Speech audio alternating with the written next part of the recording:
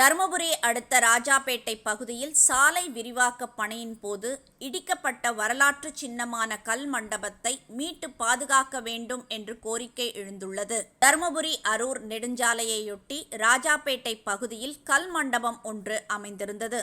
தற்போது மேற்கொள்ளப்பட்டு வரும் தருமபுரி அரூர் திருவண்ணாமலை சாலை விரிவாக்க பணிக்காக இந்த கல் மண்டபம் கடந்த ஜனவரி மாதத்தில் இடித்து தள்ளப்பட்டது. அப்பகுதியில் சாலை பணிகள் நடந்தபோது வரலாற்று சின்னமான அந்த கல் மண்டபத்தை காக்க வேண்டும் என தருமபுரி அரசு கலை கல்லூரி வரலாற்றுத்துறை பேராசிரியர் முனைவர் சந்திரசேகரன் கோரிக்கை வைத்திருந்தார். இருப்பினும் அந்த மண்டபம் இடிக்கப்பட்டு அப்பகுதியில் சாலை பணிகள் மேற்கொள்ளப்பட்டு வருகிறது. இதற்கிடையில் இடிக்கப்பட்ட வரலாற்று சின்னமான கல் மண்டபத்தை மீட்டு அருங்காட்சியகம் அல்லது அரசு கல்லூரியில் நிறுவி பாதுகாக்க வேண்டும் என பேராசிரியர் சந்திரசேகரன் மீண்டும் கோரிக்கை வைத்துள்ளார். இது குறித்து அவர் கூறியது, ராஜாபேட்டை பகுதியில் சாலையோரம் அமைந்திருந்தது பானலிங்க வகை கல் மண்டபம். ஜமீன் நடைமுறை காலத்தில் ராஜாபேட்டை பகுதியை ஆட்சி செய்த அரசர் ஒருவரின் நினைவாக அந்த கல் மண்டபம் கட்டப்பட்டிருக்கலாம் என ஆய்வில் தெரிய வருகிறது. சுமார் 200 ஆண்டுகள் பழமை வாய்ந்த நாற்கோண வடிவிலான இந்த மண்டபம்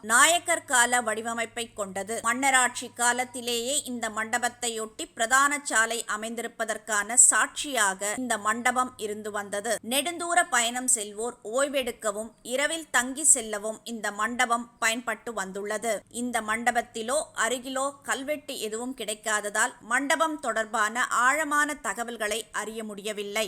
ஆனாலும் பெருவழியையொட்டி அன்றைய நாளில் இதுபோன்ற மண்டபங்கள் அமைக்கப்பட்டுள்ளன என்ற தகவலின் மூலம் ராஜாபேட்டை கல் மண்டபம் அன்றைய வணிக வழியை கணிக்க உதவும் சாட்சியாக நின்றிருந்தது. இவ்வாறான ஆய்வுகளை காலந்தோறும் மேற்கொள்பவர்களுக்கு இதுபோன்ற வரலாற்று சுவடுகள் பேருதவியாக அமையும். தொடர் ஆய்வுகளின் பலனாக என்றேனும் இதுபோன்ற சுவடுகள் தொடர்பான தகவல்கள் முழுமையாக வெளிவரும். அதற்கு தொல்லியல் சின்னங்களின் இருப்பு அவசியமாக உள்ளது.